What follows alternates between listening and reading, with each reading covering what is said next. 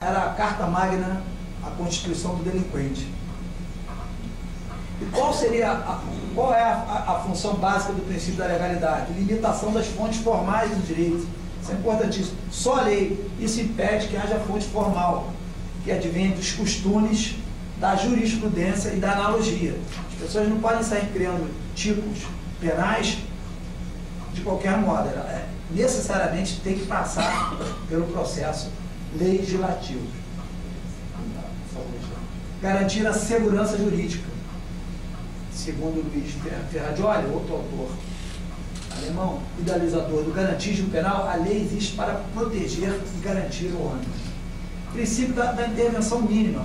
Direito penal seria a última ratio, a última razão de ser o último instrumento utilizado. Ele encontra também, segundo a doutrina, fundamento no artigo 1º, isonomia, que trata dos princípios da igualdade, dignidade da pessoa humana, na cabeça dele, caput da Constituição da República. Interessante falar sobre esse princípio. Por que intervenção mínima? Porque o ilícito, ele é um só. Não existe divisões de ilícito, mas sim graus. A pessoa pode cometer um ilícito administrativo, um ilícito civil ou um ilícito penal. Ou os três ao mesmo tempo. Eu vou dar um exemplo. Um determinado sujeito avança o sinal de trânsito. Ele vai sofrer uma penalidade administrativa. Vai sofrer uma multa de trânsito. Se desse mesmo avanço de sinal, ele vem e abarroa um veículo de alguém, ele vai responder civilmente o dano que ele perpetrou, causou. Muito obrigado. Mas se além desse dano, a pessoa que estava sendo com o carro abarroado também sofre uma lesão, se machuca, estaria incidindo no direito penal, como última ratio e última intervenção. Então, daí realmente é um princípio muito acolhido, não só pela doutrina, como pela jurisprudência. Bom, um outro princípio que a gente pode falar é a adequação social, realizada pelo jurista tedesco Hans Welsler, que ele não é muito aceito mais em termos de Brasil, mas é interessante que ele fala quando uma conduta for socialmente adequada ou reconhecida. E é citado o jogo do bicho. Todo mundo sabe que é uma contravenção penal. Por trás daquilo ali tem grandes e poderosos, mafiosos, e ele é aceito. Eu cito também outro exemplo, casa de saliência.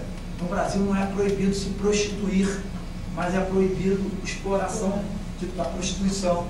E todo mundo sabe que todos os lugares têm essas casas denominadas termas ou casas de massagens. Então, estaria aí um exemplo clássico do princípio da adequação social. Muito embora não tenha essa aceitação, ela não tenha a força de revogar a lei. Mas há uma derrogação, ela é esvaziada, ela acaba não sendo aplicada. Esse princípio da dignidade da pessoa humana, em alguns momentos fica delicado.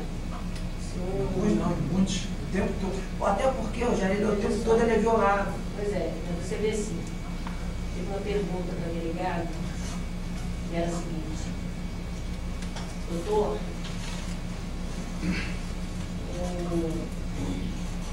uma criança foi sequestrada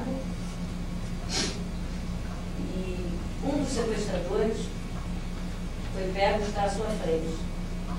Essa criança está no cativeiro. Essas coisas do professor Barroso em prova oral, né? Eu assisti. Um dos sequestradores está aí na sua frente. Ele não quer dizer onde está a criança vai morrer. Ele não quer dizer onde está a criança vai morrer. O que o senhor acha? Pois é, essa questão, delicada. Essa questão foi interessantíssima. Eu Agora, estava presente quando o professor Barroso fez... sequestrador, o estuprador está à sua frente. Estuprador de uma filha, eu tenho uma filha, imagina. Mas aí... O estuprador está à sua frente, vamos supor, mas foi sequestrador a pergunta. Mas se fosse o estuprador... Mas a do sequestro é perfeita. Pois é, aí você veja só, sabe onde está a criança, um deles, e ele não quer falar. Se não falar, a criança vai morrer. O que a pessoa faz? Não pode fazer nada pela dignidade da pessoa humana. Não pode pressionar, não pode torturar, não pode nada. Vai deixar a criança morrer. Não é isso? Aí é o que a gente chama no direito. Você vai conversar. Ponderação de valores. Você vai conversar, vai colocar na balança do direito qual é o valor maior, a vida do sequestrador ou da criança. Não foi interessante que ele perguntou. Se responder isso é reprovado. Não, eu vou te perguntar. Pelo menos aqui eu vi. O candidato aprovado, ele era do Espírito Santo, e ele falou para o professor Barroso que a tortura não existe, Barroso, ele errou, ele pecou nessa. Porque não existe, ele falou que a tortura era absoluta. Existe direito absoluto na Constituição, ele quis provocar justamente isso. Não, a tortura é um valor absoluto. Então, deixa a criança explodir com ele, não vai torturar o sequestrador. Olha que bem a diferença do bem jurídico. Aí, porque é delicado, porque não, se começar a deixar torturar, vai torturar todo mundo. Não, mas é um caso a caso. E aí veio um caso desse, o que ele chegou e falou quando o examinado, o candidato falou que a tortura era absoluta, ele chegou para o candidato e falou, é melhor se o professor Barroso é um grande operador do direito aqui do nosso estado também, reconhecidíssimo, autor de várias obras, ele era examinador da Banca Coral, ele chegou para o candidato e falou, é melhor, às vezes a gente tem que abrir os olhos e fechar os livros. O rapaz ficou, realmente ele conseguiu depois passar, mas foi... Eu já vi então, várias respostas. Eu vi ali que era... Uma delas foi que o sujeito disse, olha, eu torturaria e depois respondemos que não. Eu particularmente vejo ali a pessoa... Mas é difícil essa questão, não é? Porque você, dignidade da pessoa humana, não pode torturar e passa por isso. Dignidade da pessoa humana, mas ele... Aí eu tenho bem maior. Pois é, mas aí muitos alegam que não pode, mesmo assim. Muitos alegam que não pode, mas é a ponderação de interesse mesmo no caso. A tortura, na doutrina, a gente aprende que é um direito absoluto mesmo. O direito de não ser torturado é absoluto, né? Só que aí eles dão esses exemplos. Um exemplo é esse. Ponderação de interesses. E o terrorista também, o exemplo do terrorista. Tem um terrorista na cidade, em Nova York, tem um exemplo até... Só colocar aqui, quem entende que deveria torturar o levantamento. Quem entende que deveria torturar o sequestrador e liberar a criança? Não entende? Eu entendo. Todo mundo liberar a criança. Deixa o sequestrador viver e a criança morrer. Faz sentido isso?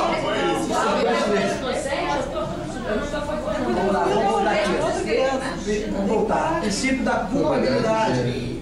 Não há pena sem culpabilidade. E esse princípio tem três nuances.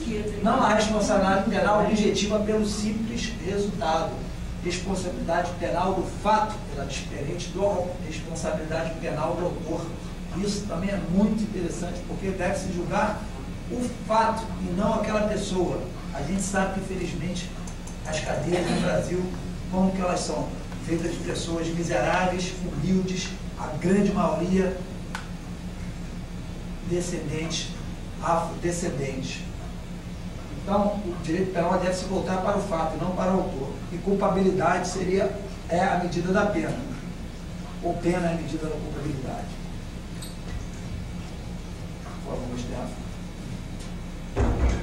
E de alguma maneira ele vem previsto no artigo 19 do Código Penal. Agora a gente vai entrar no princípio que eu mais dediquei espaço, que é o princípio da insignificância, também conhecido como princípio da bagatela. Ele é utilizado em larga escala pela jurisprudência. Ele foi idealizado pelo professor Klaus Roxin em 1964.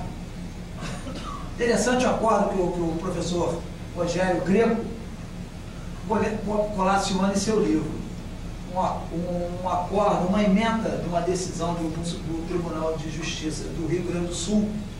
Eu já posso dizer aos senhores e às senhoras que é um tribunal que adota sempre, ele é muito simpático com a ideia de direito alternativo e que ficou assim imentado. Volume de maconha ínfimo que não permite sequer a confecção de um fininho. O fato assume contornos de bagatela. Interessante que a linguagem do desembargador é uma linguagem bem popular, bem, pelo menos ele conhece, ele entende. Não dá para confeccionar um fininho, chega a ser. Por favor, Stefano. Parece que decode de voz, né? Preparei. Deixa só um pouquinho. Não. Parece que decode. Por favor, não. É só para. Eu preparei umas questõezinhas que eu gosto de, nas minhas matérias, colocar como hot questions, questões quentes. E a primeira, ela é relativa a uma decisão da 5ª Turma do Superior Tribunal de Justiça, da ministra Laurita Vaz. O fato do acusado possuir antecedente é óbice para a aplicação do princípio da insignificância? Depende. O STJ entende que não. Depende? Depende. Se ele for... isso é insignificante. Mas se ele já tiver antecedentes na criminalidade do que ele está fazendo agora, ou do uma residência específica? Específica. Aí eu acho que tem sim, tem que aplicar, é óbvio para a aplicação do princípio da insignificância. Vamos ver a decisão. Eu agradeço a participação. Ô, Stefano, por favor. Eles entenderam que não. O fato de possuir antecedentes, mas não é o caso. O caso da senhora foi muito bem colocado. Mas não diz qual é o antecedente. Justamente, não é específico. Mas aí ela fala que o pequeno valor da réis furtiva, da coisa furtada, por si só, não autoriza uma aplicação automática do princípio. E mais lá embaixo, é interessante que é feita uma diferença. Óculos de grau também, a pessoa que rouba um óculos de grau de 158 valores e que pede a aplicação Aí uma outra questão quente, a diferença entre bem de pequeno valor e bem de valor insignificante. Por quê? Se formos generalizar, qualquer coisa vai aplicar a insignificância e a impunidade acaba se generalizando. Aí a própria ministra fez essa diferença que realmente colocou acalmou. O que é um bem de pequeno valor? Ela resulta no privilégio prevista no parágrafo 2º do artigo 155 do CP, a abrandar a pena frente à pequena gravidade do delito. Eu colacionei aqui o artigo 155 do Código Penal, trata do furto. E ele determina, no parágrafo 2º, se o criminoso é primário e é de pequeno valor a coisa furtada, o juiz pode substituir a pena de reclusão pela de detenção, diminuí-la de 1 a 2 terços ou aplicar somente a de multa. É o que chama-se de furto privilegiado, um furto de pequeno valor. E o que seria um bem de valor insignificante? Ele seria aquele que vai excluir a própria ofensa ao bem jurídico. Ele é tão insignificante, tão ínfimo, que não merece atenção no direito penal. Bom, outra coisa que se discute, e o Supremo Tribunal Federal, como uma última palavra no direito brasileiro, ele se manifesta o crime de peculato. E a maioria entende que não caberia, porque há um bem maior aí em jogo, que é a administração pública. Então também eu coloquei até a posição do ministro Brito que deferia, mas também tem uma outra decisão que eles discutem isso e acabam entendendo que não. Aqui foi um soldado que sobretaria um par de coturnos. Depois uma pesquisa, quem sabe o que é coturno? Não. É a bota militar. É a bota utilizada pelo militar. Obrigado. Vamos lá. Fala no próprio acordo, aí a gente tem a ideia de como eles aplicam. Eles estão falando princípio da ofensividade, princípio da insignificância, subsidiariedade, fragmentariedade. Vencido de Marco Aurélio e Carlos Brito, que teve em conta as circunstâncias que ocorreram nos furtos. Os termos jurídicos são bons para exercício de dicção. Uma relação. O Supremo ficou realmente dividido e o ministro Marco Aurélio e o ministro Carlos Brito entenderam que as circunstâncias, por terem sido ocorrido, o furto ter sido ocorrido no âmbito castrense, não deveria se aplicar o princípio que está sendo debatido. também nas relações de consumo. Pode ir, Stefano.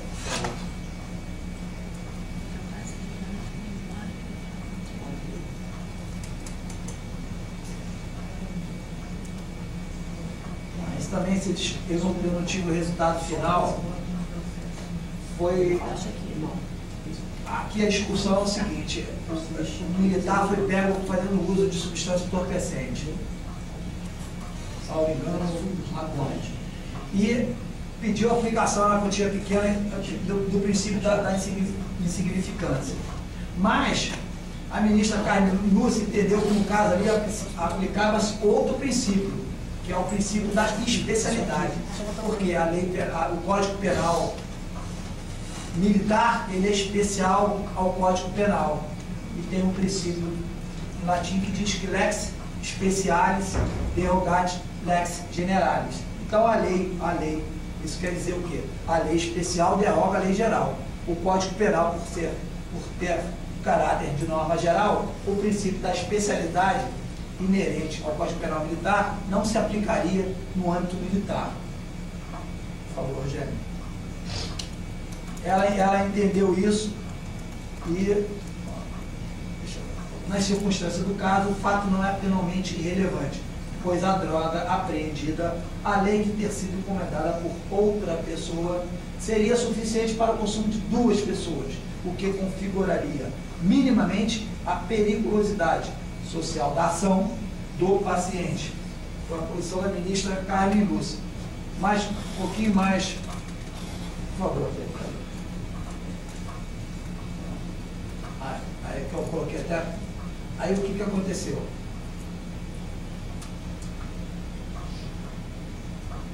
Vai mais. Quero achar a questão competitiva. Isso. Uma outra questão que dentro daquela. Em quantidade ínfima para uso próprio, apreendida dentro do âmbito castrense, dentro do âmbito militar. Quartel. Possibilita a aplicação do princípio da insignificância. A ministra Carmen Lúcia, de uma outra forma, entendeu que não. Só que aqui tem um detalhe, quantidade ínfima. Aí o ministro Celso de Mello, um dos mais antigos, o decano do Supremo Tribunal Federal, ele... Só um pouquinho. Vamos ver o que o ministro entendeu. Porte de substância entorpecente, quantidade ínfima, uso próprio, delito perpetrado dentro de organização militar, crime militar, Código Penal Militar, artigo 290. Princípio da insignificância, aplicabilidade, identificação dos vetores cuja presença legitima o reconhecimento desse postulado de política criminal. Consequente descarcerização da tipicidade penal em seu aspecto material, doutrina, considerações em torno da jurisprudência do Supremo Tribunal Federal, deferido com extensão de seus efeitos ao correal. Então, divergente da ministra, e aqui eu coloco, só para concluir um minutinho, ele entendeu que mesmo uma quantidade ínfima, mesmo no âmbito castrense, pode ser aplicado o princípio da insignificância. Nesse caso aí, ele não considera, então, que no âmbito militar, eu acho que deveria ser levar-se em consideração que o âmbito militar deveria ser um âmbito de exemplo para a sociedade. Então, a posição dele é diferente da ministra. O ínfimo, o máximo, não deveria ter nada. Não é? Porque se você no âmbito militar, que é um âmbito de autoridades, né? Autoridade pública ou de execução do poder de polícia, se pode o ínfimo, pode o mais pouquinho. Se afrouxa ali é perigoso. Então eu acho isso tremendamente perigoso para a sociedade. Mas você vê que você percebe que eu acho isso. No Brasil, o que acontece? Prevalece o princípio do livre convencimento motivado. O que é isso? O juiz, desde que ele motive fundamente, por razões sólidas, na lei ou na doutrina, o seu convencimento, ele não fica atrelado a nada. Você vê que o tribunal ele está divergindo. A Carmen Lúcia acabou de dizer que não cabe, ele vem e diz que cabe. Eu até vou mais além. Os costumo brincar que é o princípio da livre conveniência motivada. Eles motivam de acordo com a sua conveniência. Ou até mesmo a sua vaidade. Às vezes quando quer dar você o braço fala a ali você, naquele princípio, motivou, é muito perigoso, sabe, Rogério? Motivou pode tudo, então não tem um parâmetro para o leigo acompanhar decisões conflitantes. Imagina duas pessoas que sofreram esse crime, como é que um advogado vai explicar para ele que uma pessoa foi absolvida e a outra... É muito, esse princípio do livre convencimento, ele é usado, como eu falo, de acordo, às vezes, com uma livre conveniência. Mas depois tem um chegado, também. Nos viram aquele caso do Daniel Dantas, que o ministro foi lá, o juiz de Santos condenou, mandou prender, o ministro Gilmar Mendes foi para agradar um banqueiro, uma decisão contra a lei, absurda, passou por cima de todo mundo, mandou soltar, e não satisfeita, ela mandou investigar o De Santos, um profissional sério, competente. Isso aí é dinheiro. Bom, eu queria perguntar o que enquadra a infração no Código Militar. É ele ser militar ou ele ser militar e fazer isso em ambiente militar? Isso, a segunda, muito boa pergunta. Ele ser militar e praticar. Porque se ele bate, por exemplo, um acidente de carro, exemplo de acidente de carro, se ele está com o carro lá para patrulha, ele lesiona, ele vai responder uma lesão corporal pelo Código Penal Militar. Mas se ele está no carro dele particular, esta lesão já será respondida pelo Código Civil Comum ou Código Penal, dependendo da gravidade. Satisfeito? Muito pouco, muito inteligente a pergunta, realmente. Por favor, Rogério.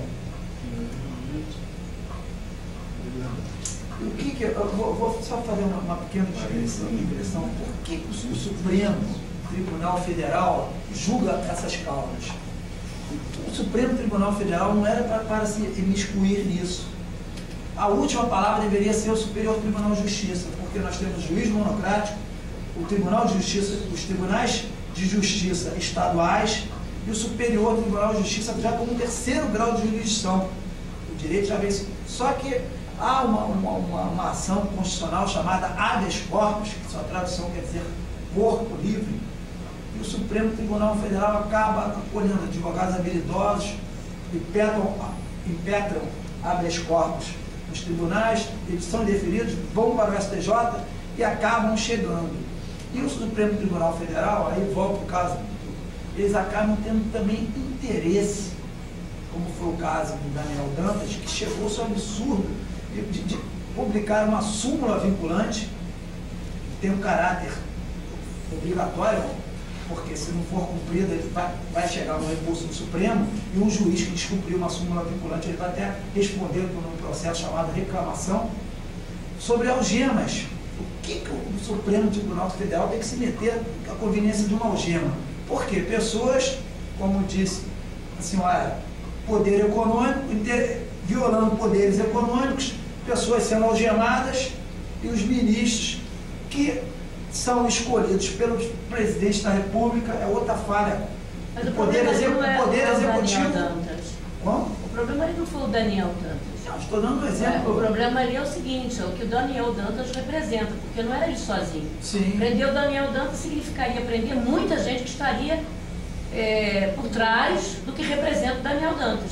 Então ninguém poderia prender o Daniel Dantas, porque senão ele ia entregar muita gente. Pois é, mas o que eu quero aí focar, político. Eu quero focar que o Supremo Tribunal Federal, ele é um tribunal que deveria ser um tribunal constitucional. Porque qual é a ideia do Brasil? O Brasil é uma república federativa. Eu vou só abrir esse parênteses para ele ter uma ideia. Então, a república federativa, o que dá a ideia de federação? De união dos estados. E os estados, eles se unem através de que instrumento? De um pacto. E esse pacto, ele é controlado, e o Supremo Tribunal Federal, ao exercer o controle de constitucionalidade das leis, assim, do seu papel fundamental, ele acaba fazendo o papel de controle desse pacto. Por quê? Os governadores, eles têm competência, eles têm atribuição para a elaboração de lei. Então, toda lei que era inconstitucional, o Supremo, os partidos adversários manobram ações para que o Supremo Supremo declare que ela viola a Constituição. Então, o Supremo, ao exercer esse controle de constitucionalidade das leis, ele está exercendo o seu papel de manter o pacto federativo. E seria aí o seu exaurimento. Só como eu falei, via habeas corpus, via ações habilidosas de determinados advogados, até mesmo recurso extraordinário, ele acaba julgando matéria penal que não deveria, até mesmo em razão desses interesses subalternos. Todos sabemos que existem. E mais, bom, eu vou passar, Rogério, senão a gente vai abrir muito, né? E a gente tem que chegar na lei, se tem significância. Bom, isso aqui é interessante, o furto de 6 frascos de shampoo, 6 frascos de condicionador e 3 potes de creme para pentear. Agora querendo, não trata, né? Foi lá, queimou o como é que é o nome, Blanca?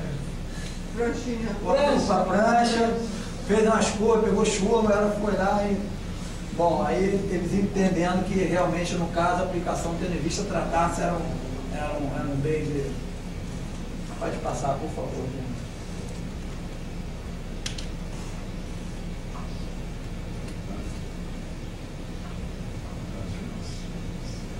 Interessante também a revogação do sursi.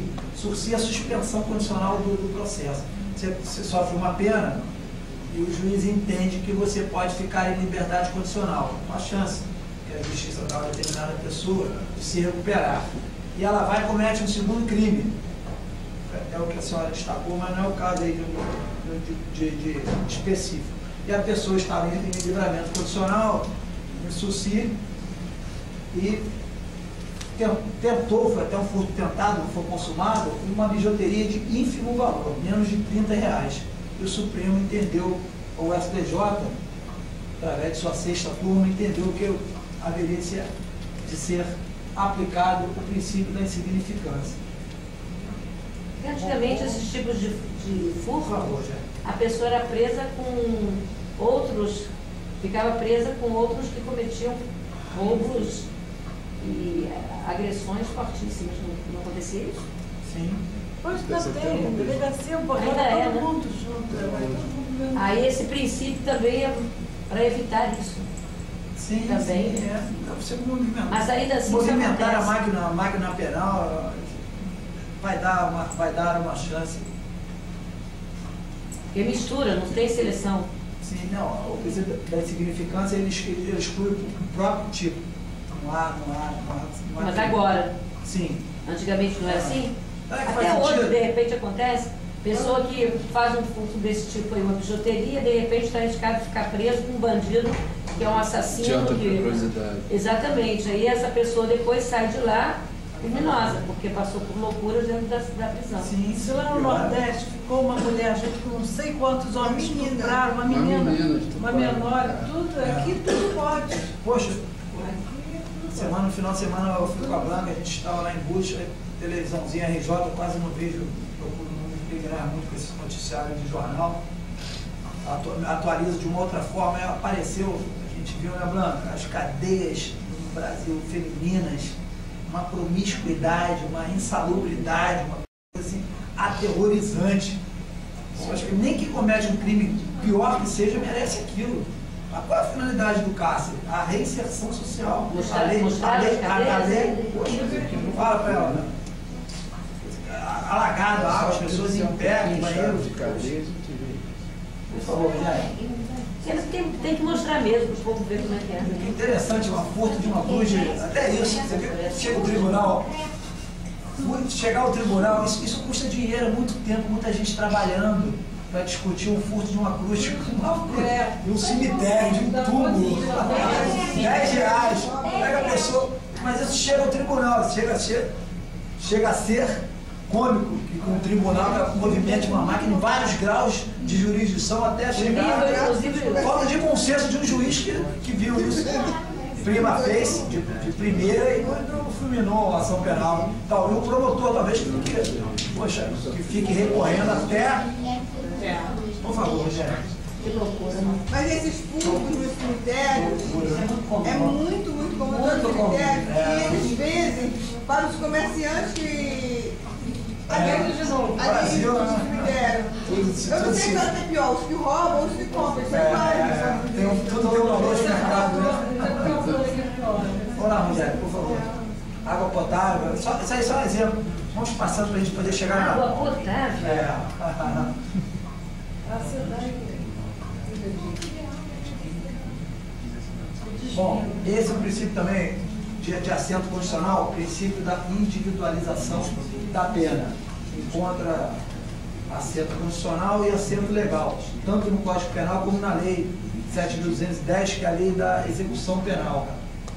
O conceito penal ele está no conceito legal, é um conceito definido pela própria lei. Os condenados serão classificados segundo os seus antecedentes e personalidade, para orientar a individualização da pena.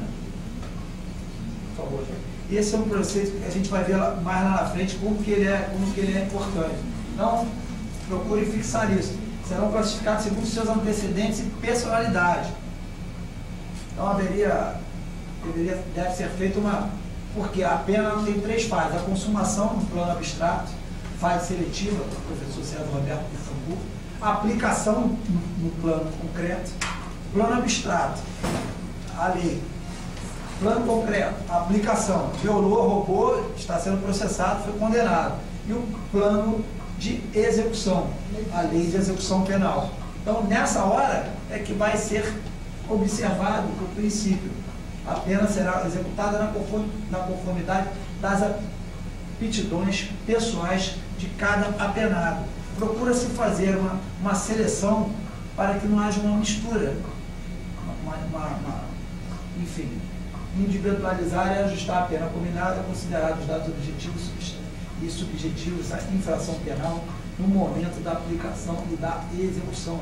É um conceito do ministro Vicente Cernicchiaro, já aposentado no Superior Tribunal de Justiça, mas foi uma das maiores cabeças pensantes que já ocuparam a cadeia naquele tribunal. Vou só agora nominar, para a gente poder avançar na lei, o princípio da irretroatividade. A lei penal, ela jamais pode retroagir para prejudicar. Se hoje em dia você tem um crime que a apenação é 2 anos, máxima, daqui a pouco essa lei ela é modificada para a apenação passar a ser 5 anos, essa lei ela só vai valer daqui para frente. Quem está sendo processado ela não pode retroagir, agir para trás. Isso aqui também foi uma questão. Vou fazer um destaque rápido, acho que já está acabando. Bota um pouquinho, Rogério. Uma questão interessante. Novatio legis impégios, a nova lei para pior. Outra atividade da lei penal benéfica, crime contra os costumes. Porque antigamente o crime contra o costume, os crimes contra os costumes, a pessoa que violou a vítima, violentou, se ela casasse com a vítima, ela estaria isenta de pena. O Código Penal previa isso. Só que houve uma reforma no artigo 107, inciso 7, e hoje não há mais essa benesse legal. A pessoa que violentar uma outra, mesmo que casando após contrair o matrimônio, ela vai responder. E eles tentaram incidir a revocação. E o tribunal entendeu o seguinte: crime contra os costumes, delito de estupro, presumido, casamento da agente com a vítima, fato delituoso que ocorreu em momento anterior ao da revogação, pela Lei 11.206, que definiu subsequência patrimônio subsequente como causa extintiva da punibilidade. Então, o tribunal entendeu aí nesse caso que não haveria de ser aplicado e manteve a decisão. Por favor. Não. Agora a gente vai entrar já na lei. O princípio da humanidade, que prevê que não pode haver penas corporais, o alimento. Pode passar, já, por favor. O princípio da lesividade, que também é uma distinção interessante, para ver que é o princípio. Ele vem de um brocardo nulo crime sine injúria. Não há crime sem lesão. E a doutrina faz uma diferença entre lesividade e bagatela. Lesividade, há de haver lesão ou perigo de lesão. E a bagatela não basta só a lesividade, há de se ter gravidade. Por favor.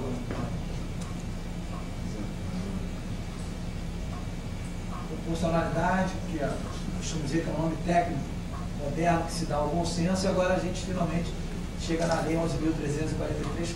Só aquela. Vou pular essa parte. Só ali para.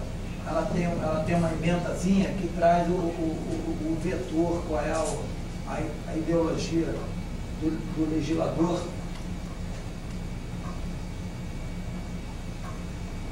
Depois de um período em que aplicava-se, como eu falei, os crimes da Lei 6368, o procedimento da 10.409, veio a LUNE, foi editada a Lei 11.343, de 23 de agosto de 2006. O que traz na sua emenda? A lei institui o Sistema Nacional de Políticas Públicas sobre Drogas, o SISNAD, prescreve medidas para prevenção do uso indevido, atenção e reinserção social de usuários e dependentes. Estabelece normas para a repressão à produção não autorizada e ao tráfico ilícito de drogas. Define crimes e dá outras providências. Pode passar, por favor, Jair. Pode ir. Princípios do SINAD, composição, prevenção. Bom, aí a gente chega. Bom, aí começa a ser tratado os crimes. Serem tratados. Bom, e essa aí foi a primeira novidade da lei, porque conforme vimos antes, antigamente a penação da lei era qual? 6 meses a 2 anos. Já vai? Fica à vontade.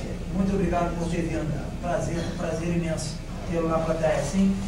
Muito obrigado. Uma boa noite, melhores. Boa noite. Bom, antes, o usuário de qualquer droga sofreria uma penação de 6 meses a 2 anos, com possibilidade, inclusive, de encarceramento. Agora a lei vem e determina as penas previstas neste capítulo. Poderão... Doninho sabe que está passando mal ou não? Vai voltar para 12. Bem como substituídas a qualquer tempo, ouvidas.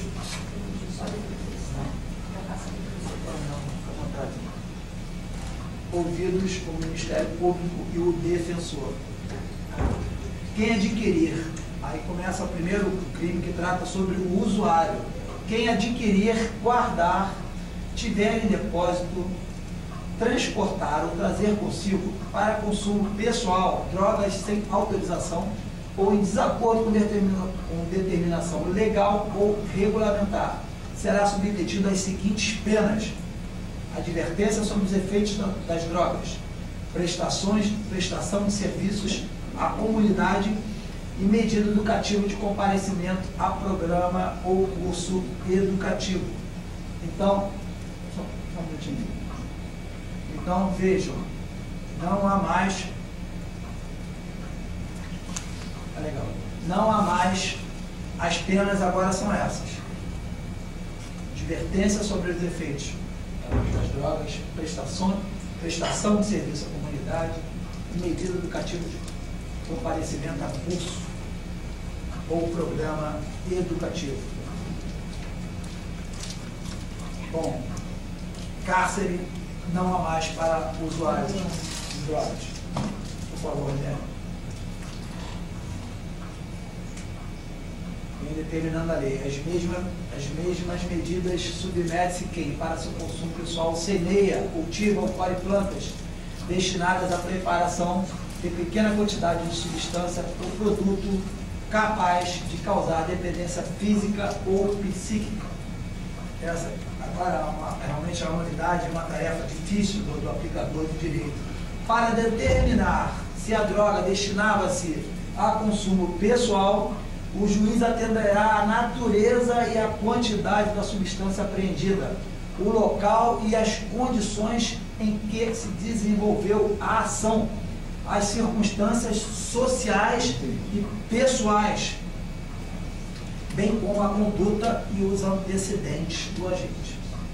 Bom, isso realmente é uma novidade, porque antigamente ainda fica bem abstrato, mas uma quantidadezinha um pouco maior, a pessoa ela é incluída no tráfico.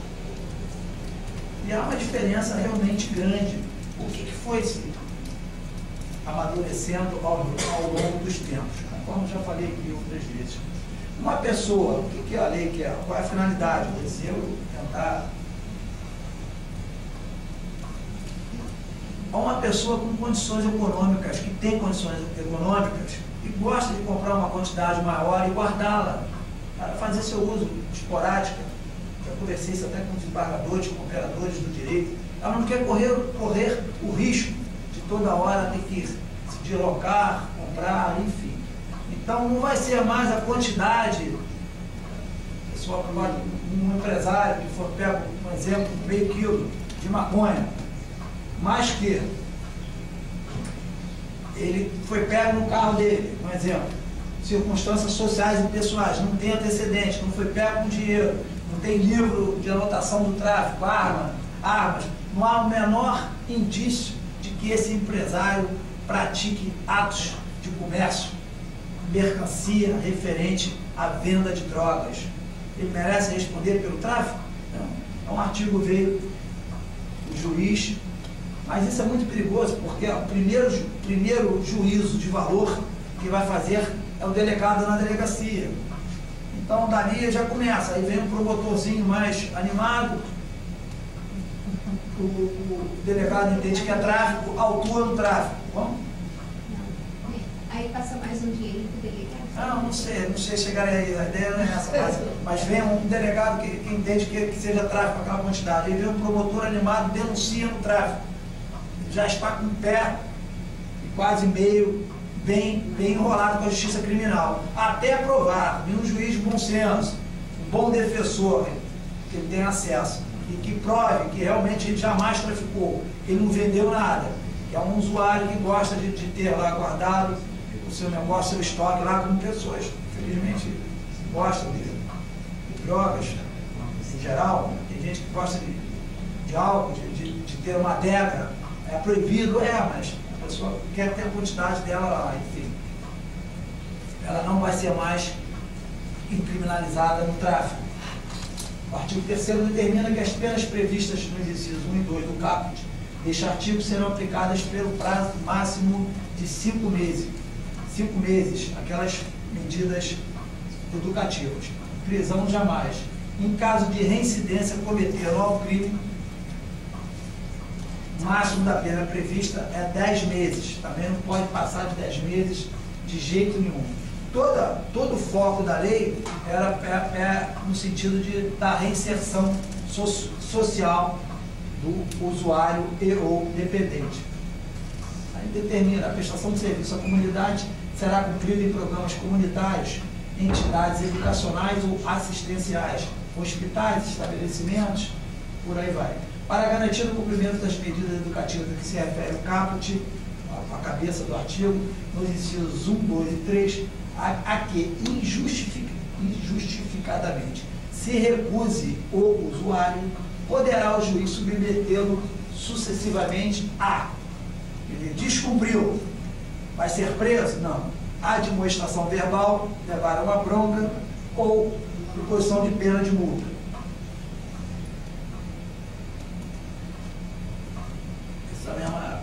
Nesse foco da reinserção social, o parágrafo 7º determina que o juiz determinará ao poder público que coloque à disposição do infrator gratuitamente estabelecimento de saúde, preferencialmente ambulatorial, para tratamento especializado. Isso na prática eu não tenho ideia, nem notícia. A ideologia é interessante, que trate o usuário e o principalmente o dependente, como o doente, e tente dar o tratamento que ele merece. É lei de primeiro mundo aplicada aqui que não dá certo. É isso aí, muito bem. Concordo. Bom, na imposição da medida educativa que se refere o inciso 2º do parágrafo 6º do artigo 28, multa, está com o juiz atendendo à reprovabilidade da conduta. Olha, a dicção aí, Rogério, é muita palavra comprida. Fixará o número de dias multa em quantidade nunca inferior a 40, nem superior a 100, atribuindo depois a cada um, segundo a capacidade econômica do agente, o valor de 1,30 avos até 3 vezes o valor do maior salário mínimo. Isso é normalmente o contador auxiliar do juízo que faz. Primeiro ele atribui uma quantidade de dias multas, 100 dias multas. Depois ele atribui, por exemplo, o valor de um salário mínimo. Vai multiplicar 100 dias por R$500 e vai chegar à equação. É assim que se aplica o que a gente chama de um sistema bipartido. Parágrafo único. Os valores decorrentes serão remetidos para acreditado a conta do Fundo Nacional Antidrogas. E as penas prescrevem em 2 anos a imposição e a execução das penas. Isso, a prescrição é a perda que o Estado tem de punir uma pessoa pelo decurso do tempo. Se passar de 2 anos, ele vai estar isento de qualquer pena em razão do fenômeno conhecido como a prescrição. Vira primário, né? Vira primário. Muito bem colocado.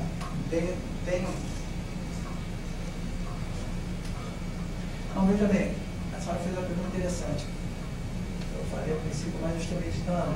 Porque ali seria, depende.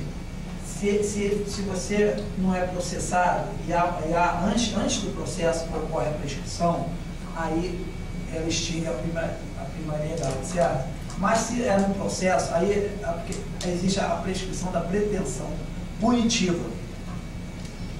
Antes, prescrição da pretensão punitiva. Ele não é sequer punido. Mas se ele já está sendo processado e há a prescrição, ocorre a prescrição, há a prescrição da pretensão executória.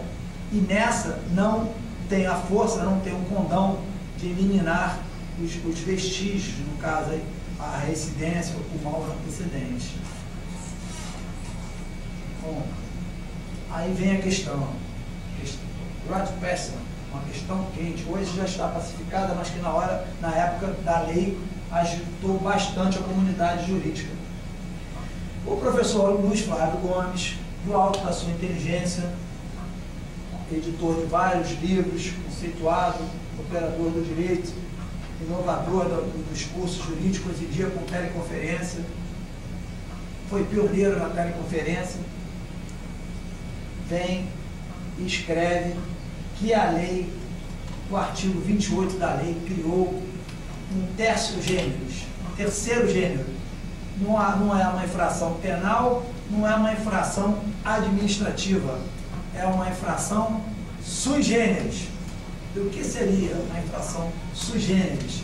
Que é a sui generis? É um gênero próprio, especial.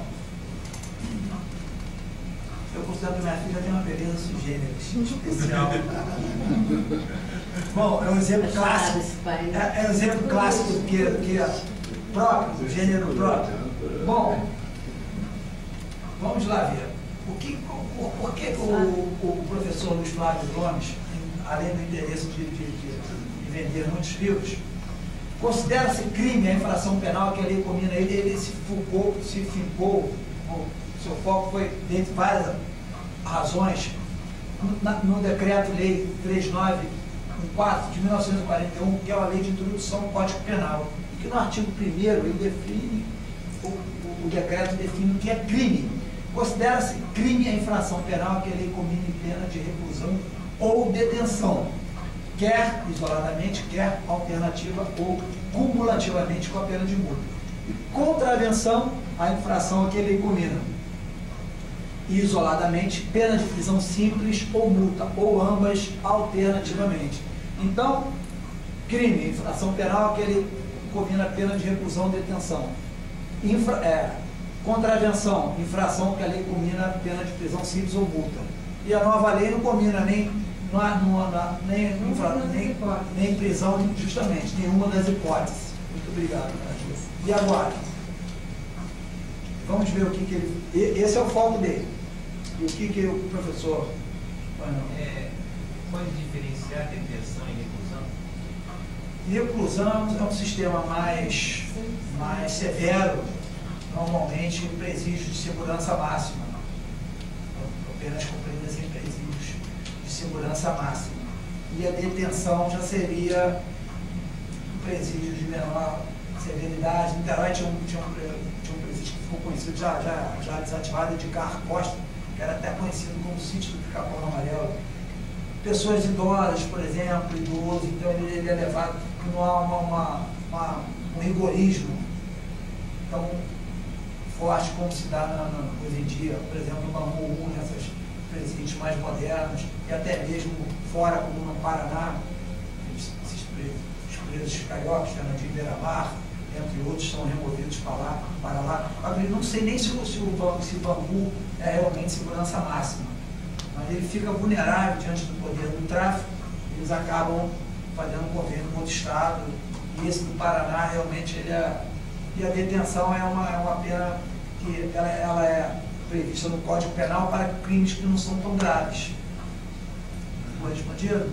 Muito obrigado pela participação, sempre inteligente. Então, o que o professor Luiz Flávio Gomes escreveu? Que, de qualquer maneira, o fato não perdeu o caráter ilícito. Recorde-se, a posse de droga não foi legalizada. Constitui um fato ilícito, porém não penal. Sim, sui generis. Não se pode, de outro lado, afirmar que se trata de um ilícito administrativo, porque as sanções combinadas devem ser combinadas não por uma autoridade administrativa, sim por um juiz dos juizados criminais. Em conclusão, não é ilícito penal nem administrativo, é um ilícito sui generis. Um erro de digitação dele. Bom, mais uma vez, o Supremo Tribunal Federal, como última palavra do direito, na voz do ministro Sepúlveda Pertence, já aposentado, rechaçou a tese do professor Luiz Flávio Gomes. Que nome? Voto longo, mas porque fração sui generis? Não, o ministro. Ah, Sepúlveda, já está aposentado. Mas foi muito inteligente. Brincadeira que os professores usam que quando tem uma posição isolada de Sepúlveda, eles falam essa posição só o Sepúlveda pertence. A tese foi interessante, como o professor Luiz Flávio Gomes também escreveu muito, o ministro naturalmente fundamentou o voto com largas razões. Mas o ponto que eu quero destacar é que ele, para mim, no meu sentido, na minha análise, é o ponto nodal, que é a incidência do Estatuto da Criança e do Adolescente. Vamos lá o que ele fala. De imediato conclui-se que, se a conduta não é crime nem contravenção, também não constitui ato infracional. Por quê? Por uma ficção jurídica, o menor, criança, adolescente, não comete crime, comete ato infracional, análogo àquele crime. É uma filigrana do direito. Comete crime, na prática é a mesma coisa. Mas para a lei, para a dicção do Estatuto da Criança, Lei 8.069 de 1990, comete ato infracional. Então, vamos lá. Quando menor de idade, o agente, precisamente porque, segundo o artigo 103 do Estatuto, considera-se ato infracional apenas a conduta descrita como crime ou contravenção penal, para os fins do Estatuto. Então, se o menor comete um ato infracional, o que aconteceria? Ele ficaria impune, estaria legalizando para o menor. Foi muito inteligente essa parte do ministro, e realmente ele espancou de dúvida, acalmou a discussão. De outro lado, como os menores de 18 anos estão sujeitos às normas da legislação especial, Constituição da República, Código Penal, vale dizer, o Estatuto da Criança e do Adolescente, sequer caberia cogitar da aplicação quanto a eles da Lei 11.343. Pressuposto o acerto da tese, portanto, poderia uma criança diversamente de maior de 18 anos, cultivar pequena quantidade de droga para consumo pessoal, sem que isso configurasse infração alguma. Isso para mencionar apenas uma das consequências. Aí ele vai rebatendo. Passa mais um pouquinho, Rogério, por favor. E agora ele faz um comentário. Com relação ao crime de uso de drogas, a grande virtude da proposta é a eliminação da possibilidade de prisão para o usuário independente. Conforme vem sendo cientificamente apontado, a prisão dos usuários e dependentes não traz benefícios à sociedade, pois, por um lado, os impede de receber a atenção necessária, inclusive um tratamento eficaz, e, por outro, faz com que passe a conviver com agentes de crimes muito mais graves, conforme já foi falado pela plateia. Bom, não tem nada de infração sui generis, continua crime, só que não há mais cárcere. Agora vem um artigo que trata sobre o tráfico ilícito, que é um artigo que contém vários núcleos, vários verbos, vou citar alguns: de portar, exportar, repetir, preparar, produzir, fabricar, vender, expor à venda, tem uma novidade, oferecer. E houve um pequeno aumento da pena de 5 a 15 anos e pagamento de 500 a 1.500 dias multas, naquela proporção. Calcula-se os dias multas e faz uma incidência do salário. Então aumentou. Antigamente era de 3 a 15 anos, passou a ser de 5 a 15. Realmente, com o aumento da pena, não é que vai trazer a solução. Nas mesmas penas incorre quem importa, vende, remete, produz, fabrica matéria-prima, insumo ou produto químico destinado à preparação de droga, semeia, cultiva ou faz a colheita sem autorização ou desacordo com determinação legal. Quer dizer, a lei, ao contrário, senso, sem determinação. Entende-se que se houver há uma possibilidade, ainda não foi regulamentada, de ser permitido o cultivo, naturalmente para fins medicinais ou até mesmo industriais. Quer dizer, é uma interpretação que a gente chama a contrário de senso, contra a lei. Ela proíbe quem não tiver desacordo com determinação legal. Quer dizer, entende-se que se houver essa determinação, poderá ser feito. Utiliza local bem de qualquer natureza de que tenha propriedade, posse, administração, guarda, vigilância ou consente. Quer dizer, a pessoa que tem lá um apartamento, mora sozinho, chegado dele, poxa, deixa eu guardar uma droga lá e tal, preciso movimentar, a lei está procurando, não, isso não é meu, poxa, você deixou guardar é porque quis, está incluso no tráfico. Isso é interessante essa questão.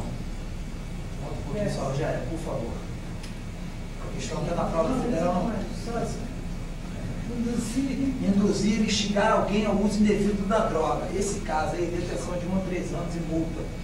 É o traficante que oferece a pessoa para viciá-la no segundo momento, lucrar com isso. E no artigo, no parágrafo 3º, só um pouquinho, Guilherme, por favor. Induzir e instigar auxiliar. É aquele que oferece droga eventualmente sem objetivo de lucro à pessoa de seu relacionamento. Mas a incidência daqui, a finalidade é para pegar aqueles casos de overdose, pessoas que morrem, que passam mal, e não haveria não haveria nenhuma previsão normativa. Então a lei prevê, quer dizer, se alguém oferecer àquela pessoa e ela eventualmente vier, se não passar mal, se não tiver uma outra hipótese, não tem como realmente a aplicação, se ver a aplicabilidade para este dispositivo. Mas também é uma novidade que antes não tinha. E aí que vem a questão da prova da magistratura federal, a penúltima, eu até fiz, o examinador, o desembargador Abel Gomes, esqueci o nome dele, ele pergunta a questão seguinte: um rapaz com braço engessado, questão de concurso, para o juiz federal, um rapaz com braço engessado chega e pede ao colega para enrolar um cigarro de maconha, baseado. E ele queria, a resposta era essa. Pode passar.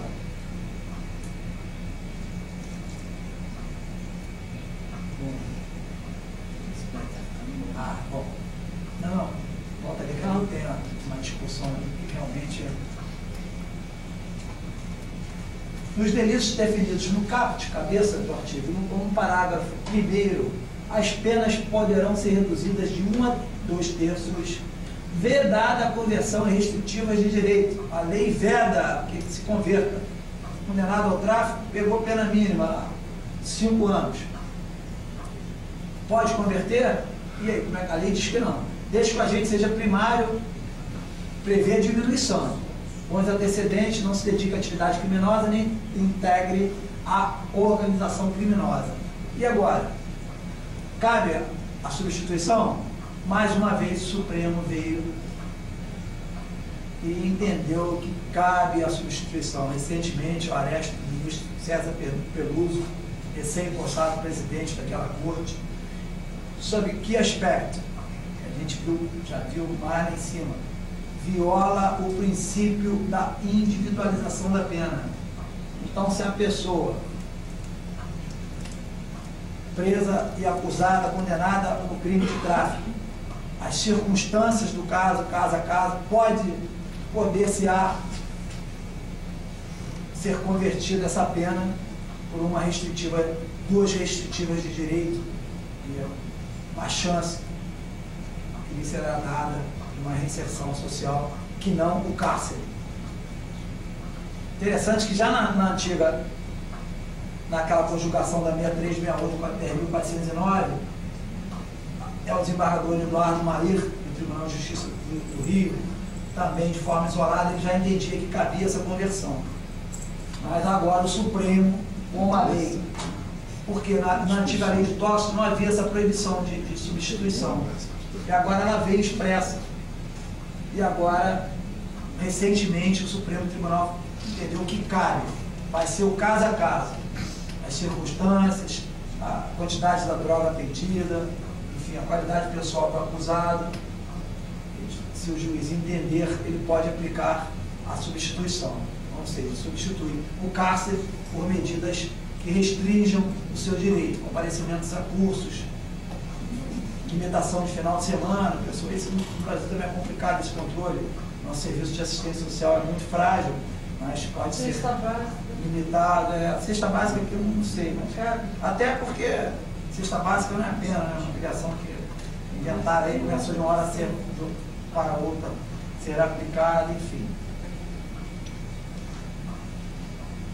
Pode passar um pouquinho, Rogério.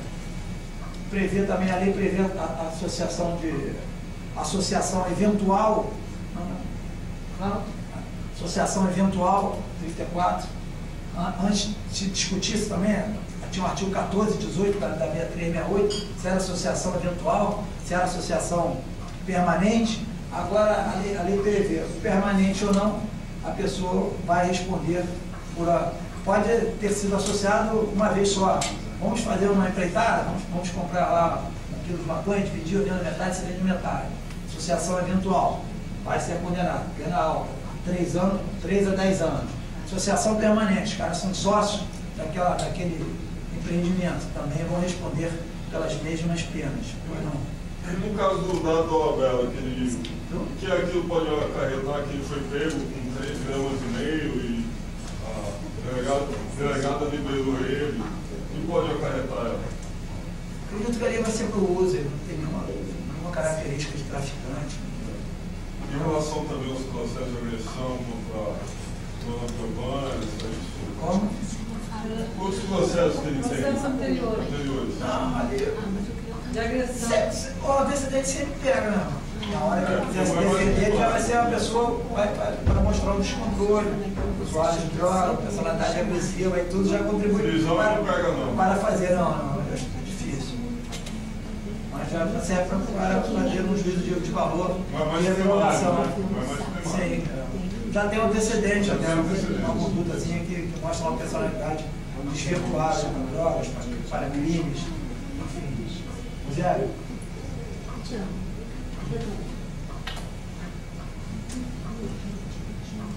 Interessante também, a lei prevê a prescrição, também só pode ser feita por médico, culposamente, drogas sem que ele necessite o paciente. Aí já entra drogas de uma maneira geral, não só entorpecentes, mas calmantes, enfim. Pode passar. conduzir embarcação, a lei específica também, porque para carro, veículo automotor, tem a lei atual, a lei seca. E para conduzir embarcação aeronave após o consumo de drogas, expondo a dano potencial à comunidade ou outra. Essa aqui é interessante, que a gente vai ver um pouquinho mais lá na frente, é a mesma dicção, a mesma letra do revogado artigo da lei do Código de Trânsito, que previa expondo a dano potencial, Rogério. A senhora falou sobre quantidade de sangue. Ela não previa quantidade de sangue. Como que é? Expondo a dano potencial. A gente vai ver mais lá na frente o que aconteceu com a lei seca. Aumentada de um sexto. Se o fato evidenciar a transnacionalidade do delito, quer dizer, se for a nível estadual, nacional. Função pública, desempenho, são agravamentos da pena para determinadas hipóteses. Função pública, desempenho de missão, infração tiver sido cometida na dependência de estabelecimentos prisionais, de ensino, hospitalares, redes de entidades estudantis, sociais, culturais, enfim.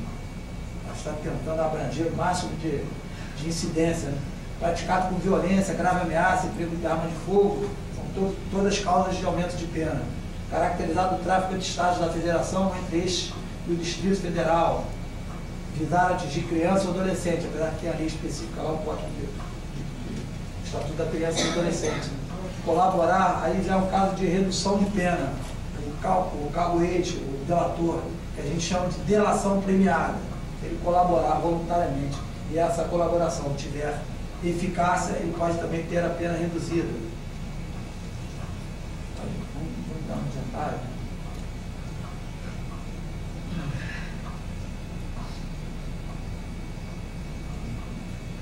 Ali também é aquela discussão que a gente já viu, liberdade provisória contra conversão, a lei proíbe, mas o Supremo entendeu que cabe tanto a conversão como liberdade provisória, é o caso a caso, e ali fica o próprio Supremo, só um pouquinho, só para elucidar a posição do Supremo, quando ele fala por que cabe a conversão, princípios da dignidade da pessoa humana. Acredito até, eu já meditei sobre isso, que é uma redundância, dignidade da pessoa humana, não existe uma pessoa que não seja humana, dignidade da pessoa, mas devido ao processo legal, presunção de inocência, que as pessoas são presumidamente inocentes, até que se esgote todas as vias recursais. É verdade, é redundância, pessoa humana. Pessoa jurídica. Não, tem pessoa jurídica. Ah, tá. As pessoas jurídicas tem aquela discussão, não só em relação à pessoa física. Então, o Supremo aqui está entendendo pela liberdade provisória de um acusado no crime, e que a posição dele fica aí, ressaltando o voto vencido da ministra Ellen Grace, que não concordou. Pode passar a fogo. Essa ministra Aquela parte, só o Código Penal, essa rápida aí, o que o Código Penal trata sobre inimputáveis, quer dizer, são pessoas que não podem sofrer combinação de pena de prisão. É isento de pena a gente por doença mental, desenvolvimento mental incompleto ou retardado. Esse que a gente chama o artigo 26, o caput, a cabeça dele é aquele maluco da pedra, ele é totalmente louco, não entende nada, ele está completamente isento de pena.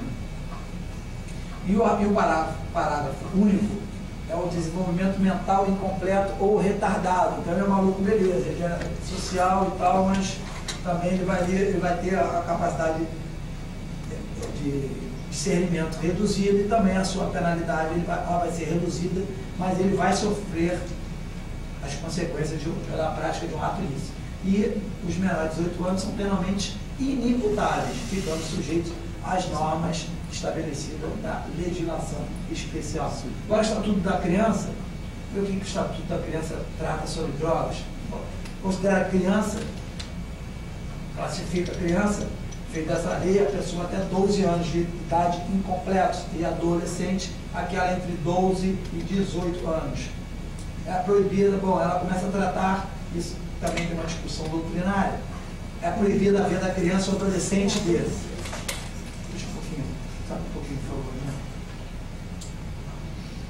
Ela proíbe a venda à criança e adolescente de bebidas alcoólicas. Produtos. Bom, você quer.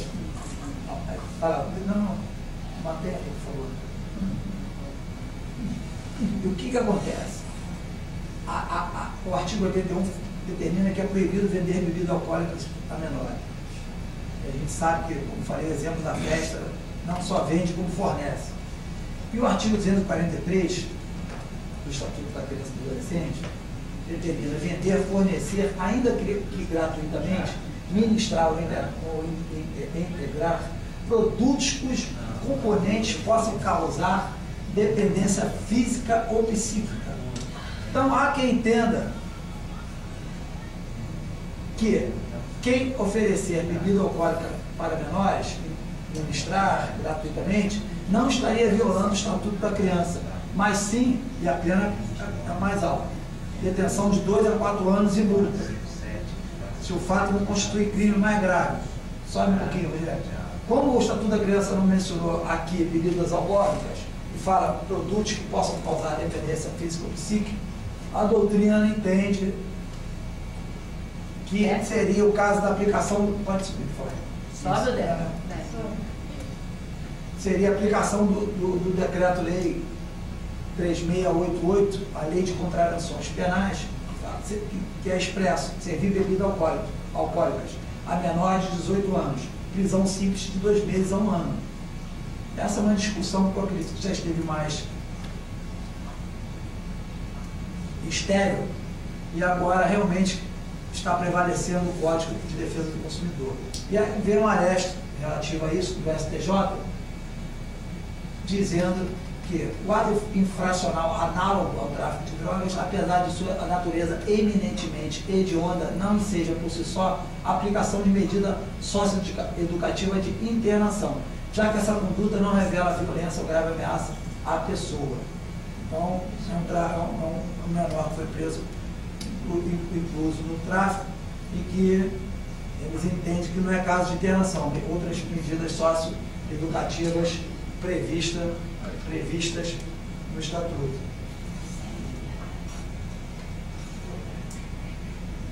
Pode passar, por favor, Helene. É que o álcool tratado no Código Penal não exclui só um pouquinho, não exclui a imputabilidade penal, a embriaguez voluntária ou culposa. O Código trata de muito timidamente a embriaguez voluntária ou culposa pelo álcool ou substância de efeitos análogos. Aí prevê a isenção de pena para aquele que for pego por embriaguez completa, proveniente de caso fortuito ou força maior. É uma situação meio inusitada, a pessoa que possa ser forçada a beber. A doutrina dá o exemplo de quem caiu num tonel de cachaça, mas realmente a hipótese mais ficou completamente embriagado, mas por um caso fortuito, não por uma vontade, estaria isento de pena. O álcool na Lei de Contravenção Penal, no artigo 62, prevê que aquele que se apresente embriagado publicamente, causando escândalo ou pondo em perigo a segurança própria ou alheia, tem uma prisão simples de 15 dias a 3 meses por multa. E realmente a lei de contravenção penal foi uma lei que não pegou. A gente não sabe que as pessoas... Há uma tolerância também social muito grande para o bêbado, e acaba que esse artigo acaba se tornando esvaziado. Por favor, Rogério. 200 mil réis, 2 pontos. Isso é interessante. O decreto é bem antigo. Não tem a data ali. Multa 200 não tem, em cima tem. Sabe? Não. Não botei. 3 de outubro, mas repetiu o número da lei. Mas lá em cima tem, acho que é da época do Código Penal, 40. 1940. Por aí. Bom, finalmente, chegando à lei 11.705, de junho de 2008, que introduziu a chamada Lei Seca, e a emenda altera a Lei 9.513, o Código de Trânsito, institui o Código de Trânsito Brasileiro e a Lei 9.294, que trata sobre o uso de cigarros, produtos fumígeros, bebidas alcoólicas e tal. para inibir o consumo de bebida alcoólica por condutor de veículo automotor e dar outras providências. Por favor.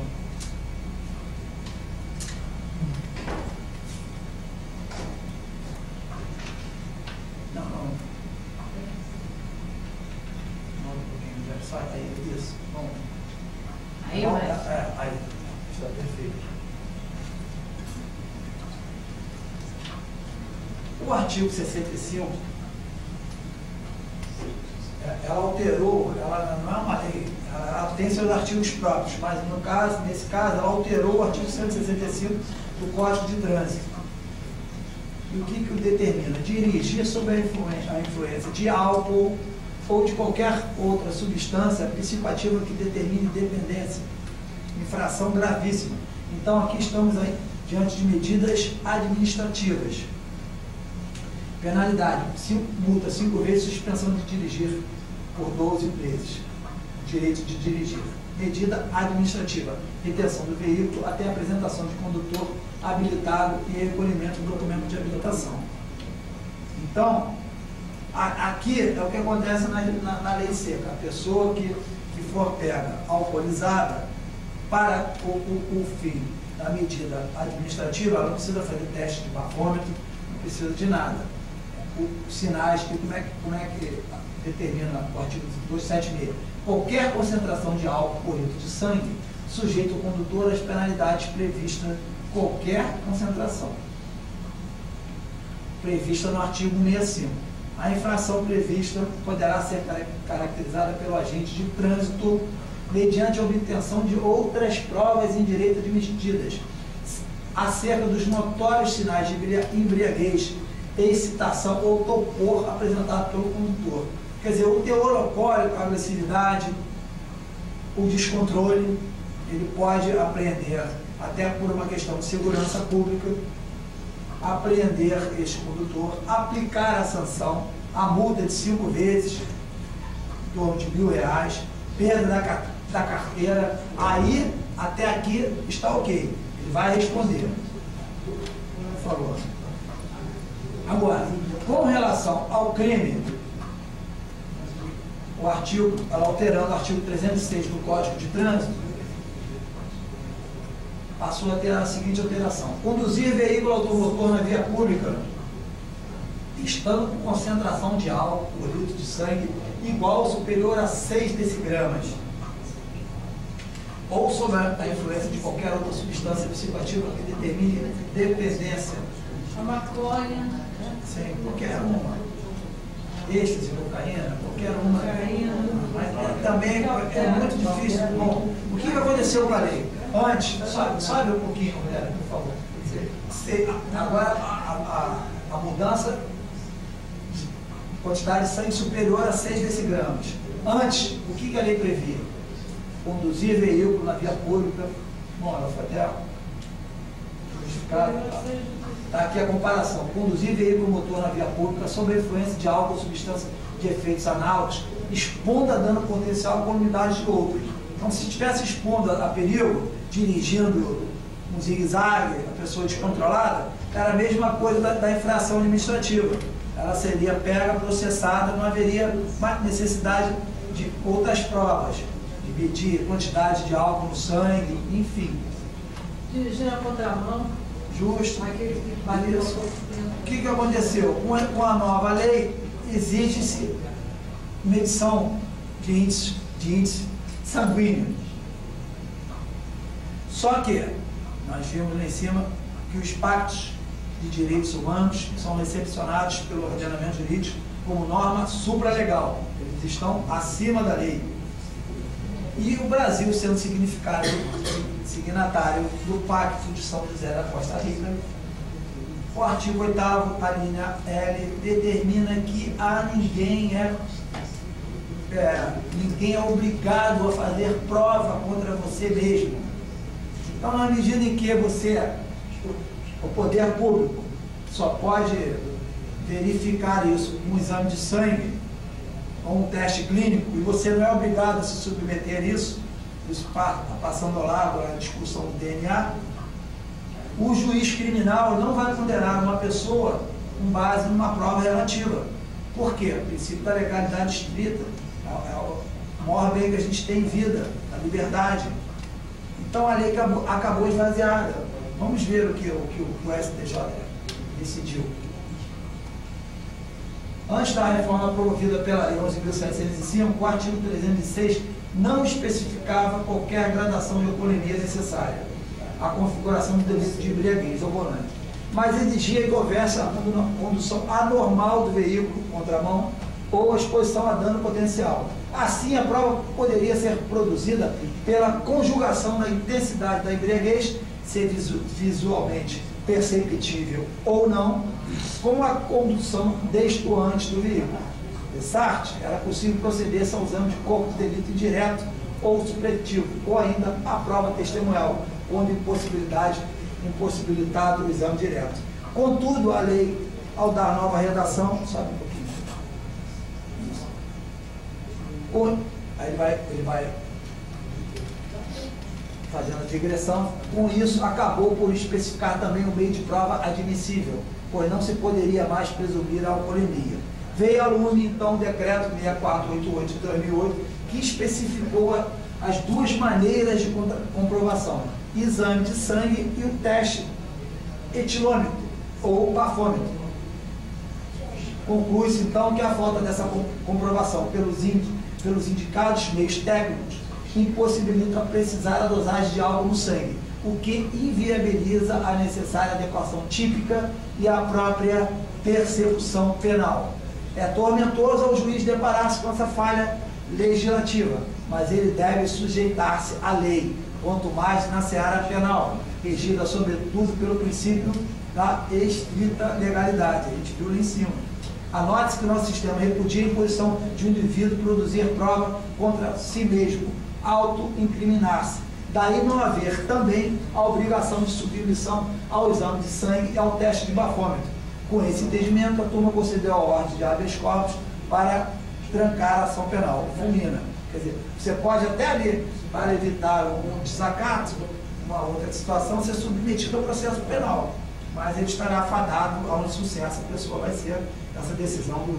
Mas não podia fazer analogia com o DNA? O DNA, se não quiser fazer, o juiz dá que vai. Não, mas ali a seara penal, então mas há uma súmula, o DNA há uma súmula prevendo que há uma presunção relativa, a recusa há uma presunção relativa. Aí há interesse menor, a dignidade da criança ao real paternidade, tem outros valores. Dirigir também mas aqui matar várias pessoas. Mas aqui é legalidade estrita. Se a lei está te obrigando a fazer uma coisa que você não é obrigado, houve uma falha, porque antes os sinais de embriaguez eram suficientes. Agora eles criaram um 0,6 desse grama que acabou tornando-se inócuo. E aqui também, para fechar esse tão agradável encontro, uma pessoa, eu posso classificar, é até difícil. O rapaz agita uma ação penal, chegando ao STJ, pedindo um habeas corpus preventivo. O que é isso? Quando o habeas corpus serve para quando há uma restrição aos direitos de liberdade, e essa restrição ela é ilegal, ou quando há uma ameaça a esse direito de liberdade. Ela não se tornou ainda iminente, mas é possível. E um cidadão animado com a onda ou talvez triste com a proibição de tomar seu álcool, a sua droga e dirigir, pediu ao STJ um habeas corpus preventivo para que ele possa, ele chama-se de um salvo-conduto. Ele quer beber e dirigir. Aí pediu ao STJ que reconhecesse esse seu direito.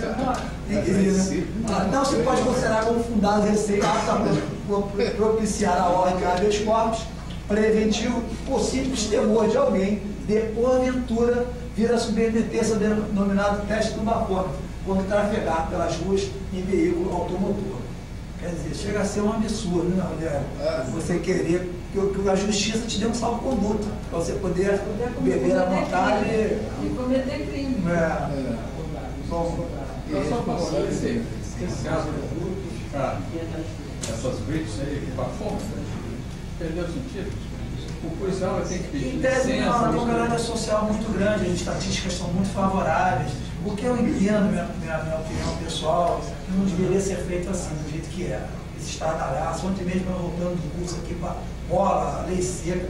Infelizmente a gente não tem estrutura de primeiro mundo. A polícia, pelo menos, onde eu já residi mais tempo, mais vezes, nos Estados Unidos da América do Norte, a polícia ela anda sozinha, as blitz são feitas pela polícia. Eles têm lá todos os meios, à noite as blitz são intensificadas, mas a abordagem é feita um policial, ele anda no carro dele com todo o equipamento, é feita individualmente, ele chega lá, ele tem a lanterna, ele coloca a lanterna possante nos seus olhos, manda você andar numa fita reta, coloca, manda você fazer o passo, qualquer sinal de ele vai te algemar preso, a legislação é muito mais severa, o álcool é tratado como droga perigosa, e até ao contrário da maconha.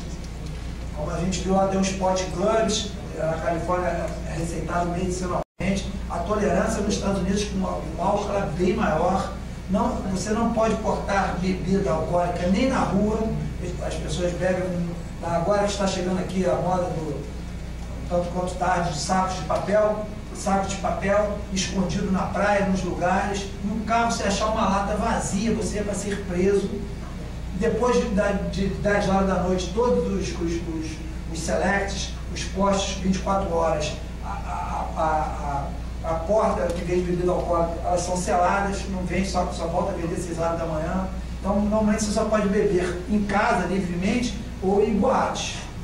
E o guarda que faz isso, essa apreensão, essa verificação individualmente. Então, acaba que também esvaziamento, essas leis secas, acabam um estardalhaço, um evento, engarrafamento à noite, talvez pela falta de estrutura da polícia. Porque a polícia aqui não é respeitada, lá é respeitada. Com esse código de trânsito, ano que vem, fugindo um pouco tempo, estão prevendo a arrecadação da indústria das multas em 40%, tornando mais radares, quer dizer, é outra coisa. A polícia não pode multar, quem multa aqui é a Guarda Municipal. O código prevê convênio dos estados e com os municípios, e eles delegam, quer dizer, o que era para servir de um controle de índices de mortalidade, de educação no trânsito, acabou se convertendo para fonte de receita. Entendeu? Está anunciado no Gol de ontem. A polícia não pode multar? A polícia não pode multar. Eles têm aquele bloco, mas ninguém sabe, aquele bloco ali, eles não serve mais. Não pode multar em que ocasião? A competência, a multa de trânsito é delegada à Guarda Municipal. Se houver convênio, não pode mais. Ele pode te prender. Não, mas aí já está ali, eles participam dessa lei seca. Eu acredito que tem a guarda, nunca foi, né? Não, lei seca não, Blitz. Blitz da lei seca. Não, lei seca não. Ele multa multa, eu acredito que não. Eu já até conversei isso particularmente com a polícia para se informar melhor o que eles podem apreender seu carro. Se ele também. Só a Guarda Municipal pode multar? Só a Guarda Municipal. Polícia Rodoviária? Polícia Rodoviária já é outro estado, não? Ah, tá. Já a competência estados federais, já uma divisão de competência. Sobre o bafômetro, o movimento pode tranquilamente dizer assim, eu não me submeto ao bafômetro. O exame de sangue dá para fazer na hora. E, na verdade, fica feito mesmo. É o que eu falei. Ele pode até ser preso, processado, mas no final ele vai acabar absolvido. O juiz não vai ter uma certeza absoluta para aplicar uma condenação sem prova. Você não é obrigado a produzir essa prova. Você não, entendeu? A prova, hoje em dia, a função constitucional do Ministério Público, o ônus da prova é todo o Ministério Público. Ele é o acusador, ele é a sociedade de juízo, ele que tem que se virar e produzir aquela prova. Se ele não tem aquela prova, porque foi uma falha, se continuasse expondo a dano potencial, como era antes, você pegou essa parte, estava a incidir outros meios de prova, chegava lá, teor alcoólico, alteração. Agora, quando a lei previu 6 decigramas, acabou. Agora, o que você sugere? A polícia, a polícia prende e quer jogar para fome, é melhor o motorista submeter mesmo, conhecendo toda a lei? Ou se ele tiver convicção e não. Se souber interiorizado? Melhor não.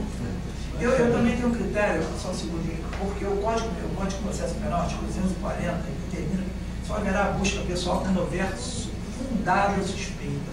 Eu não sei também o critério, sempre medido sobre isso, até que ponto, qual o critério utilizado nessas... É aleatório, porque também custa dinheiro a horário, deve ter um custo, uma fome. Vem cá, para aí, quero que você sobe. Eu já pensei isso em discutir, com respeito, lógico, com o agente público. Se eu for parar no dia, eu me apresentar lucidamente, eu não bebo, não faço uso de nada, se uma pessoa for me pedir para que eu sobe o bafômetro, eu vou questionar. O senhor quer por quê? Eu estou alterado, ou eu estou mostrando, ou será que é a satisfação pessoal sua? Quer que eu sobe como se fosse uma bolinha de sabão? Entendeu? Quando ele fala do pessoal, ele fala em revista, né? Em revista do... Sim, mas o tático mutante, muito bem colocado. Mas aí você... Entendeu? A busca pessoal, a gente escolheu poder de conveniência e oportunidade institucional da administração. Você é parado, tudo bem, você é parado na blitz. Você sai, se apresenta, você está completamente lúcido. Não tem teor alcoólico, não tem exaltação, poxa, mancha nos olhos, tem qualquer característica de droga, de alteração emocional. Por que você vai ser subsidiado? Ele insiste, vem cá, eu quero a estatística. Ele começa a falar. A vaidade é o que? A conveniência dele? Entendeu? A colocação? Tem critério? Será que tem critério? Também que ele quer testar o seu estado emocional. Não, quer gastar, tem uma corda para gastar de bafômetro, então. Pois não. Não, complicado porque o guarda normalmente não é uma pessoa que discute nesse nível, né? Como? O guarda, geralmente, não é uma pessoa que discute nesse nível, né? Você quer por quê? Sim. E nem a pessoa também não tem informação que normalmente eu tenho do direito, sabendo vários valores, vários princípios, e vou discutir. Os anos 40 você não está produzindo, você está sendo revistado, né? Busca pessoal. Não, eu faço uma você está produzindo a prova. Mais ainda. Não só para ele, porque não pode ser só para ele, cara. Tudo bem, o cara está alterado, ele tem que ter pelo menos ali tirado de circulação, se ele vai ser preso no final processado, não. Completamente, poxa, quem já não viu na televisão, pessoas completamente. Uma Brasília, uma vez, uma situação que foi marcante, você lembra? O papai não conseguia acertar o bafômetro, ficava chegando do remédio. Foi uma coisa assim, completamente embriagado, ele não acertava, ele quis, mas não acertava, ele estava tão bêbado que ele não conseguia acertar. Ele falava que não estava bêbado. Pessoas que vão agredir Aí realmente é complicado, ele numa situação dessa, pelo menos ele tem que ser tirado de situação. Ele vai responder pela infração administrativa do 65, vai pagar a multa, vai perder a carteira, mas criminalmente vai ser processado, mas criminalmente ele não vai, até que notifique essa lei e volte a ser o que era.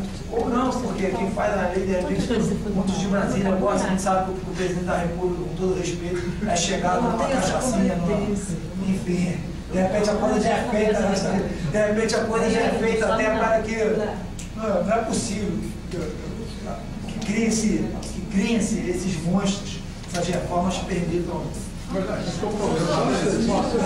Marcos, por favor, não chame. Muito obrigado por ter vindo. Obrigado pela participação, pelo carinho. Tá bom? O que precisar, estou à disposição. Pois não, você vai fechar isso. Eu estou batendo isso. Bem rapidinho. Desculpa, eu estou batendo muito. Faz favor.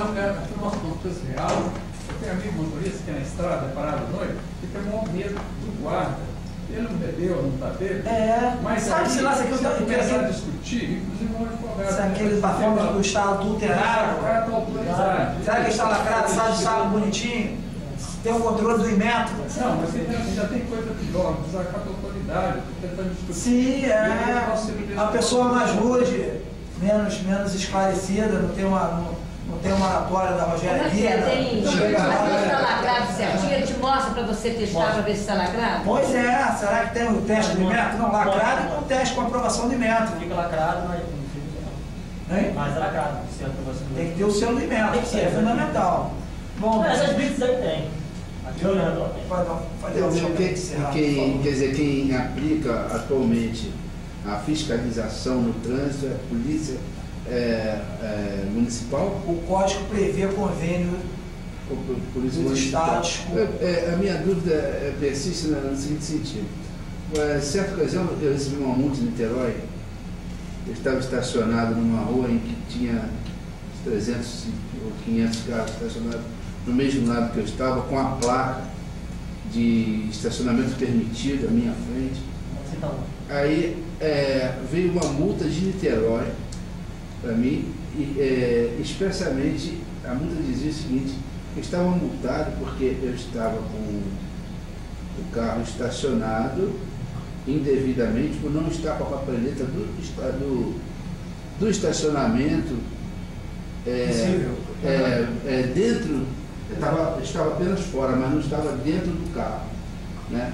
Então aí a papeleta do estacionamento estava no para-brisa, que a pessoa botou, porque é o seguinte, mais cedo que a pessoa, ela botou ali. Aí não estava dentro. Aí eu recorri ao Detran. Né? Então a minha dúvida persiste no seguinte: por que a quem a gente recorre? A que esfera administrativa? Não, veja bem, você pode recorrer administrativamente, depois tem as juntas recursais, mas tem sido noticiado também que eles julgam aquilo, quer dizer, não julgam de qualquer maneira, são às vezes componentes, pessoas que nem poderiam estar ali, e na última palavra, o problema é que o processo administrativo é um processo essencialmente injusto. Você não é ouvido, você não tem sustentação oral, não tem quase que contraditório, pode falar ali, você pode esgotar as vias administrativas ou não e recorrer ao judiciário. Uma palavra. Mas às vezes é tão igual. Você tem uma multa de R$150, mas você tem um carro, aí você vai pedir gratuidade de justiça, está escado, o judiciário entendeu que você tem um carro, para eles é o meu reino tudo, e é o vosso nosso. O fundo que é arrecadado das custas é deles. Então, agora eu mostrei para minha filha os prédios que estão sendo construídos no centro do Rio com o dinheiro das custas. Então os juízes não querem abrir mão dessas custas. Estou dizendo para o senhor como é que funciona. Então, tudo. Então não tem.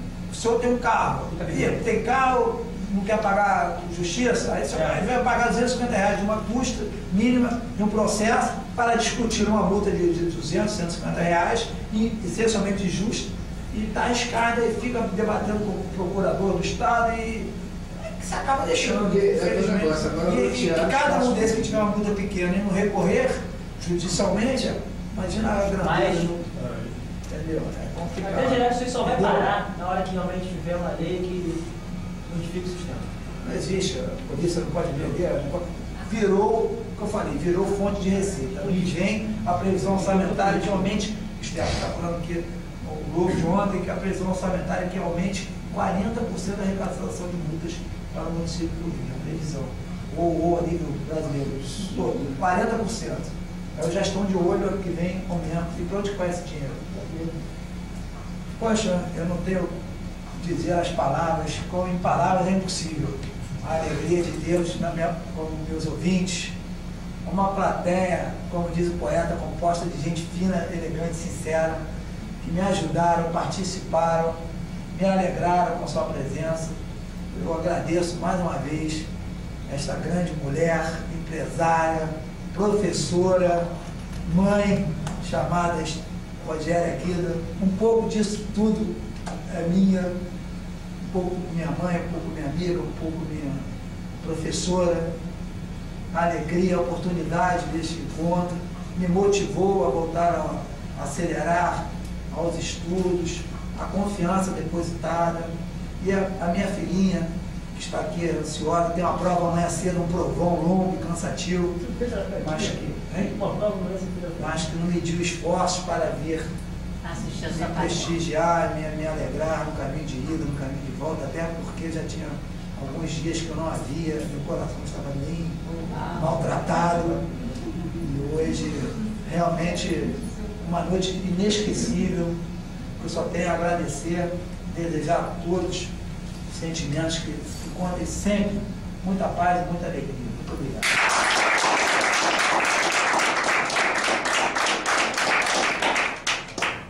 Muito bom, parabéns, professor Feijão. Obrigado.